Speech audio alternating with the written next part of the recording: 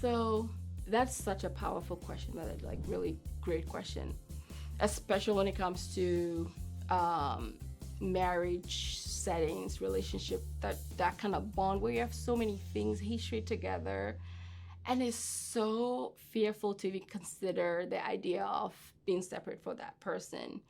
Whether it's like codependency involved or trauma bonding involved or just a combination of where you were falling in love to now having to navigate life up and downs and the traumas coming together in that way, it's fearful.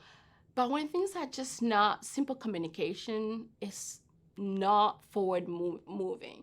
You don't seem to be able to make any mutual agreements easily. It's work to be in relationship. Don't get me wrong. Like I did it over a decade.